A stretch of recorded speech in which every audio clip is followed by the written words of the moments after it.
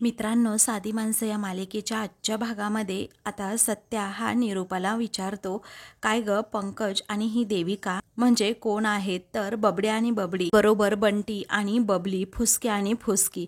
अजून तुला काही आठवत असेल ना यांना नाव तर सांग तू आता. असं म्हणून सत्या आता पंकजचा चांगलाच अपमान करतो आणि मग म्हणतो की जरा यांच्या तोंडाकडे नीट बघ ना, कारण पैसे कमावून 17 लाख रुपये हे दोघे फेडणार असं तुला वाटलंच कसं? तेव्हा निरूपा आता रागातच पंकजकडे पाहते, कारण आता तिला माहीत असतं या पंकजला नोकरी सुद्धा नाही, हा पैसे कुठून फेडणार. तेव्हा सर्वजण फक्त आणि फक्त एकमेकांकडे पाहतच राहतात. त्यानंतर आता निरूपा उगीच सर्वांसमोर देविकाची बाजू घेत म्हणते, माझ्या सुनेला पैसे कमवण्याची गरजच नाही, कारण एक फोन केला ना तर पैसे चालून येतील तिच्याकडे. असं म्हणून ती रागातच सत्याला सांगते आणि लगेचच भरल्या ताटावरून उठते. तेव्हा आता लगेचच सुधाकर राव म्हणतात, निरूपा अशी उठू नको ना गं भरल्या ताटावरनं. तेव्हा ती रागातच म्हणते, जेव्हा तुम्हीच जेवा आपलं. असं म्हणून ती रूममध्ये जाते. मग आता पंकज देखील तिच्या पाठोपाठ जातो. तेव्हा सत्या म्हणतो, बाप, अरे तुझी बायको आहे ना, ती जागेपणी स्वप्न बघायला लागली आहे. असं म्हणून सत्याला आता खूपच खोकला येत असतो. तर मीरा पुन्हा एकदा त्याला पाणी देते. मग आता सुधाकर राव म्हणतात, सत्यजित अरे जरा सावकाश. त्यानंतर आता तो लगेचच तिला म्हणतो, हे बघ तू तिच्याकडे लक्ष देऊ नकोस, तू जेवण करून घे बरं अगोदर, आणि कामाचं जरा नंतर बघ, आता घे बरं जेवण करून. असं म्हणून सत्याला ते अगोदर जेवायला सांगतात. तेव्हा सत्या आता मीराकडे पाहतच राहतो. मग सुधाकर राव म्हणतात, अरे जेव बाळा. तेव्हा तो पुन्हा पुन्हा मीराकडे पाहतो. तर मीरा त्याला डोळ्याचा इशारा करून जेवायला सांगते. तर दुसरीकडे रिया आता रडत असते आणि रवीला म्हणते, अरे उलट त्यांना न भेटता त्यांचे प्रॉब्लेम्स अरे कधी आपले झाले ना हे कळलंच नाही. अरे उलट आपण कधीही एकमेकांच्या घरच्यांना स्वीकारलं हे आपल्यालाच कळलं नाही. असं म्हणून ती रडत असते. तर आता रवी काहीच बोलत नसतो, एकदम गप्प असतो. मग आता लगेचच ती रवीला म्हणते, रवी तुझं माझ्यावर प्रेम नसेल ना तर तसं मला लगेचच सांग तू. आय प्रॉमिस यू, मी आयुष्यात कधीही माझा चेहरा तुला दाखवणार नाही. मग आता रियाचं हे बोलणं ऐकून रवीला देखील धक्काच बसतो आणि मग तो तिच्याकडे पाहतच राहतो. त्यानंतर त्याच्या डोळ्यात पाणी येतं आणि मग तो दुसरीकडे पाहतो. तेव्हा रिया पुन्हा एकदा त्याला जवळ घेते आणि म्हणते, मग आता त्याचा हात हातात घेत ती म्हणते, हे बघ, जर तुझं माझ्यावर खरं प्रेम असेल ना तर आपण आपल्या घरच्यांमुळे अजिबातच वेगळं होऊ शकत नाही, कारण माझं ना तुझ्यावर खूप म्हणजे खूप प्रेम आहे, कारण मी तुझ्याशिवाय नाही आता जगू शकत. मला तू माझ्या आयुष्यामध्ये हवा आहेस, पण आता तूच ठरव तुला नक्की काय करायचंय ते. फक्त एकदाच रवी आपण जे काही क्षण एकत्र घालवलेत ना ते आठवून बघ तू, प्लीज रवी प्लीज. असं म्हणून ती त्याला विनवणी करते. तुला शपथ आहे आपण जे मुवमेंट एकत्र घालवले आहेत ना त्यांची. अरे तू खरं सांग, तुझं जर माझ्यावर खरंच प्रेम नाहीये का रे? असं ती पुन्हा पुन्हा आता विचारू लागते. तर आता दुसरीकडे सत्या हा कामासाठी अजूनही वणवण फिरत असतो.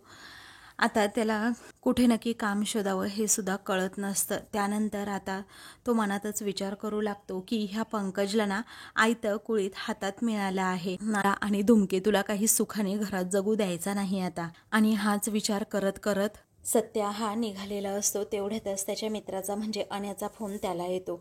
तेव्हा फोन आल्याबरोबरच सत्या लगेच तो फोन रिसीव करतो आणि काय झालं रे आण्या असं विचारतो.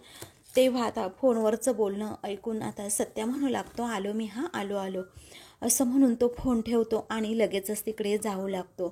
तर दुसरीकडे रवी आणि रिया त्या दोघांनी घालवलेले प्रेमाचे एकत्र जे क्षण असतात ते आठवतात. तर रियाने आता जो कॉफीचा मग गिफ्ट दिलेला असतो आणि त्याच्यावर तिने वर्ल्ड्स बेस्ट शेफ असं नावसुद्धा लिहिलेलं असतं.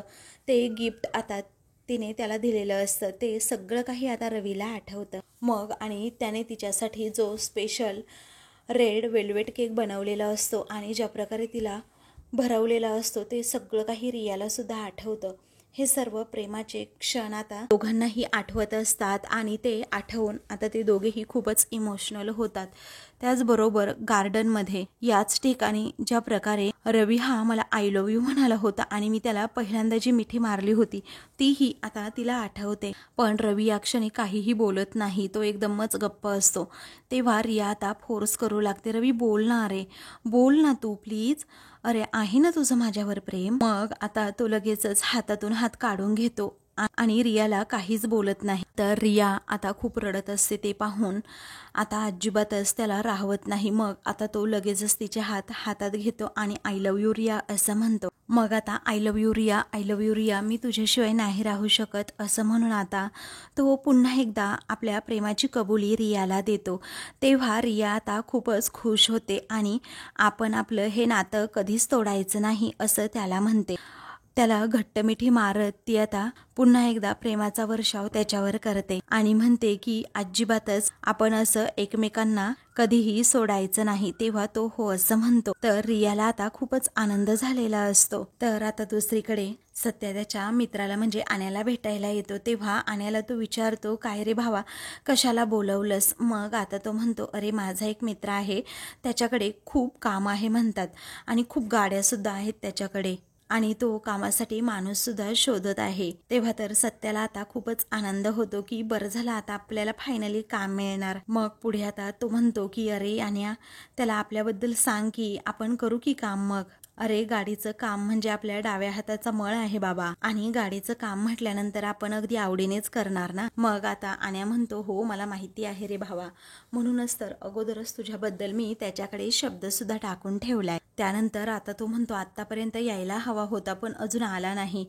मग लगेचच आणि हा त्याच्या मित्राला म्हणतो की हे बघ, हा माझा मित्र आहे आणि गाडीचं कोणतंही काम असो तो लगेचच करतो. मग आता त्याचा मित्र म्हणतो, ठीक आहे ना भावा, मला चालेल हा कामासाठी, माझ्याकडे ना खूप गाड्या आहे, सगळ्याच गाड्यांचं काम मला नाही जमत ना एकट्याला आणि म्हणूनच मी माणूस हुडकतोय, तू आजपासून लागतो का कामाला असं सत्याला तो विचारतो. मग आता सत्या म्हणतो, रे आजपासून काय, आत्तापासून 0 मिनिटात लागतो कामाला मी, आपण तयार आहे कामाला, कोणतं काम आहे आणि कोणत्या गाड्या रिपेअर करायच्यात असं सत्या विचारतो. मग आता लगेचच आण्याचा जो मित्र असतो ना तो म्हणतो, अरे काम तर एकच आहे, ते फक्त गाड्या धुण्याचं. आता हे ऐकल्यानंतर सत्यालाच खूप मोठा धक्का बसतो की गाड्या धुण्याचं काम. मग आण्या सुद्धा आता त्याच्या मित्राकडे पाहतच राहतो. मग आता तो लगेचच सांगू लागतो की गाड्या कशा धुवायच्या. तेव्हा आण्या म्हणतो, ए बाबा, ए भावा, जरा गप्प बस, गप्प बस, अरे आमचा सत्या दादा काही गाड्या वगैरे धुणार नाही, मला वाटलं की गाड्यांचा मेकॅनिक हवाय तुला. अरे आमच्या दादाला अख्ख्या सांगलीमध्ये गाड्यांचा डॉक्टर म्हणतात. मग आता लगेचच सत्या या गोष्टीचा खूप विचार करू लागतो. त्यानंतर आण्याचा मित्र म्हणतो, ए भावा, तूच मला सांगितलं ना काही काम असेल तर सांग सत्या दादासाठी, मी तुला सांगितलं की तुझ्या मित्राची गरज तरी भागेल म्हणून, आता जमत असेल तर सांग, नाही तर मी आपला दुसरा मुलगा बघतो. मग आता लगेचच आण्या म्हणतो, सत्या दादा, तू हे असलं काम ना अजिबात करायचं नाही, अरे असं गाडी धुवायचं काम तर नाहीच नाही, आपण बघू दुसरं काम काहीतरी असं आण्या म्हणतो आणि तू पळ रे असं त्याला मित्राला सांगतो. मग आता सत्या अजिबात संधी सोडायला तयार नसतो. तो म्हणतो, ए भावा ऐक ना, अरे थांब ना, मी हे काम करायला ना तयार आहे. तेव्हा आण्या म्हणतो, अरे पण. मग आता सत्या म्हणतो, अरे भावा, कोणतंही काम असं वाईट नसतं, काम असणं खूप महत्वाचं असतं. मग आता लगेचच ठीक आहे असं आण्याचा मित्र म्हणतो. मग आता सत्या पुढे म्हणतो, सध्याच्या परिस्थितीला ना पैसे कमावणं खूप महत्वाचं आहे माझ्यासाठी. आता एवढे दिवस झाले काम शोधतोय मी, एक सुद्धा काम मिळत नाहीये, पण आता हे काम हाताशी आलंय ना तर ते पूर्ण करणारच. मग मी आता भावा मी हे काम करणार असं आता आण्याच्या मित्राला तो म्हणतो. मग आता तू फक्त मला दाखव एकदा कसं करायचं असतंय. तेव्हा चल की भावा, मी तुला आत्ताच दाखवतो असं म्हणून लगेच आता आण्याचा मित्र हा लगेच सत्याला तिथून घेऊन जातो. तेव्हा आता लगेचच ते गाडीच्या तिथे जातात आणि मग आण्याचा मित्र असतो ना तो सत्याला सांगत असतो की अगोदर गाडीवरची खिडक्या व दरवाजे असतात ना ते नंतर सर्वात शेवटी पुसायचे, हे बघ आतमध्ये तर कोणत्याच वस्तूला कधी हात लावायचा नाही. सत्य आता ठीक आहे असं म्हणतो आणि कोणता कचरा बिचरा असेल तर तो कचरा पेटीत टाकून द्यायचा.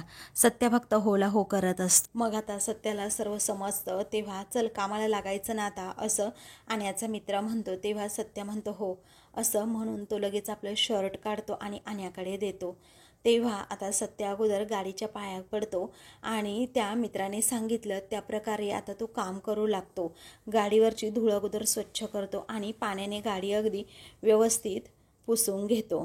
तेव्हा ती गाडी स्वच्छ करत असताना सत्याला त्याच्या जी मीराने गाडी सरप्राईज म्हणून दिलेली असते नीट करून ते सगळं काही आठवू लागतं. तेव्हा त्याला आता खूपच वाईट वाटतं आणि मग तो त्या गाडीकडे आता पाहतच राहतो. ते क्षण आठवल्यानंतर त्याच्या डोळ्यात आता चटकन पाणी येतं की मी स्वतःची गाडी चालवायचो, परंतु आता दुसऱ्यांच्या गाड्या मला स्वच्छ कराव्या लागतात. सत्या काम करायचाच थांबतो तेव्हा आणि त्याचा मित्र एकमेकांकडे पाहतात आणि काय झालं असं विचारतात, पण दोघांनाही माहीत नसतं की सत्याला नक्की आता काय झालंय ते.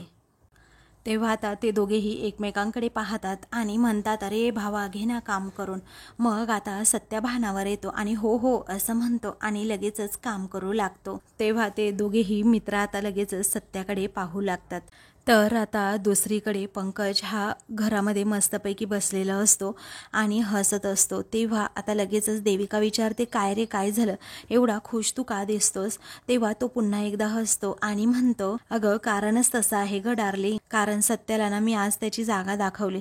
जाम शहाणच समजतो ना तो स्वतःला. अगं जेवणावर ना त्याची मी लायकीच काढली, तू ना हवी होतीस तेथे. तेव्हा देविका हसते आणि विचारते, काय काय म्हणालास तू? व्हेरी गुड, बरं झालं तू त्याला असंच बोललास ते, कारण ती मीराना सुद्धा आजकाल खूप तोंडवर करून बोलायला लागली आहे. आता तिला सुद्धा तिची लायकी दाखवायलाच हवी. मग आता पंकज म्हणतो की डोंट वरी बेबी, मी आहे की, मी दाखवेल प्रत्येकाला ज्याची त्याची लायकी. मग आता देविका म्हणते, आय नो, कारण आता तर तू घर खर्च सुद्धा देशील, म्हणजे सर्वांची बोलती कशी बंद होईल, कोणीच तुला काही बोलणार नाहीत, हो की नाही, असं पंकजला आता ती म्हणते. तेव्हा आता पंकज एकदमच गप्पा बसतो आणि जो त्याचा ॲटिट्यूड असतो ना तो एका क्षणातच कमी होतो. मग आता लगेचच देविका म्हणते, तेव्हा खरं तर सत्याचा चेहरा बघण्यासारखा असेल जेव्हा तो पैसे देणार नाही, तू देणार ना तेव्हा. मग आता पंकजला ठसकाच लागतो, कारण त्याला माहीत असतं की आपण काही देऊ शकणार नाही. तेव्हा आता लगेचच देविका विचारते, काय रे पाणी देऊ का तुला? आता म्हणतो, नको नको, पाणी वगैरे काहीच नको. मग आता लगेचच देविका म्हणते, बेबी खरंच मी ही मूवमेंट कधी एन्जॉय करेल ना असं मला झालंय. तेव्हा आता लगेचच ती आपल्या पाकिटातून पैसे काढते आणि मोजत असते. तेव्हा आता पंकजचं लक्ष तिच्याकडे जातं, तर आता तो लगेचच तिच्याजवळ जातो आणि म्हणतो, अरे बापरे, तुझ्याकडे एवढे पैसे आहेत, मला दे ना गं थोडे पैसे प्लीज देविका. अगं असे 2-3 हजार पण चालतील, प्लीज दे ना दे ना. तेवढ्यातच आता निरूपा ही तेथे येते आणि लांबूनच त्या दोघांची गंमत बघू लागते. तेव्हा आता पंकज सारखाच देविकाकडे पैसे मागत असतो की थोडेसे दे ना, मला गरज आहे म्हणून. मग आता देविका हसते आणि म्हणते, अरे काही पण काय बोलतोस, एवढा चांगला जॉब आहे तुझ्याकडे आणि तुला माझ्या पैशांची गरज कधीपासून लागली? तुला कशाला हवेत तरी पैसे, उगीच आपला टाइमपास करत बसतोस हा तू? मग आता तो म्हणतो, अगं मी सिरियसली बोलतोय, अगं मला खरंच पैशांची खूप गरज आहे, माझा ना पगारच नाही झाला ग अजून, असं म्हणून तो देविकाला रिक्वेस्ट करतो. तेव्हा निरूपा आता लगेचच पंकजकडे पाहू लागते, कारण तिला माहीत असतं आपल्या पंग्या कुठेच कामाला नाही. इकडे आता देविकाला धक्का बसतो आणि ती विचारते, काय तुझी सॅलरी खरंच नाही आली का अजून? अरे असली कसली कंपनी आहे तुझी, फुकट काम करून घेतायत का ते? अरे तू बोल ना, तुझा हक्क आहे तो, तू माग त्यांच्याकडे पैसे. मग आता पंकज जरा घाबरतोस, त्याला काय बोलावं सुचत नाही. त्यानंतर तो म्हणतो, हो बरोबर आहे तुझं, परंतु जाऊ दे आता 2,000 नाही, निदान 1,000 तरी दे ना. तेव्हा देविका आता त्याच्यावर ओरडत म्हणते, पंकज प्लीज मला इरिटेट करू नको हां, आता मी देणार नाही आहे तुला पैसे, एकदा सांगितलंय ना. तेव्हा आता लगेचच पंकज म्हणतो, मग 500 रुपये दे ना. मग आता निरूपा लगेचच मनात विचार करू लागते, अरे रे रे, हा पोरगा ना आपली इज्जत काढणार आहे, इज्जत, असं म्हणून ती लगेचच तिच्या रूमकडे जाते. तर इकडे देविका आता पंकजला म्हणते, अरे 500 काय 100ही देणं पॉसिबल नाही आहे सध्या तुला, कारण मला हे पैसे आता लागणार आहेत. ऐक ना, आपण एक काम करूयात, तुझ्या बॉसकडे जाऊयात, चल मीच आता बघते कशी देत नाही तुझी ते सॅलरी. मग आता तो खूप घाबरतो, त्याला काय बोलावं हे सुचत नाही. तो म्हणतो, नाही नाही नको नको, आत्ता लगेच नको अगं त्यांच्याकडे जायला. आता निरूपा लगेचच पैसे घेऊन येते आणि म्हणते, पंकज अरे ऐक ना, धर हे बाळा पैसे घे, कारण तू मध्ये मला दिले होते ना हे खर्चायला पैसे, ते हेच आहेत. तेव्हा पंकज आता आश्चर्याने त्याच्या आईकडे पाहू लागतो, कारण देविका समोर उगीच इज्जत जायला नको म्हणून निरूपाने स्वतःचेच पैसे आणून आता पंकजला दिलेले असतात. तेव्हा देविका आता निरूपाकडे पाहतच राहत. त्यानंतर निरूपा आता लगेचच पंकजला इशारा करते. तेव्हा पंकज आता म्हणतो हो हो अगं मम्मा माझ्या लक्षातच राहिलं नव्हतं. मग आता तू वेंधळाच आहेस वाला, तुझ्या लक्षातच राहत नाही असं निरूपा म्हणते. असे मला खूप वेळा त्याने पैसे दिले आणि असा विसरून जातो मग. आणि याने तर ह्या पनवती आणि मीराला किती वेळा पैसे दिलेत आणि स्वतःच विसरून गेला. त्यानंतर आता लगेचच पंकज हसत असतो. तेव्हा मग आता देविका ही एकदमच गप्प बसते. त्यावेळी आता लगेचच निरूपा म्हणते मला काय म्हणायचंय देविका, पैशावरनं कशाला उगीच भांडायचं ग.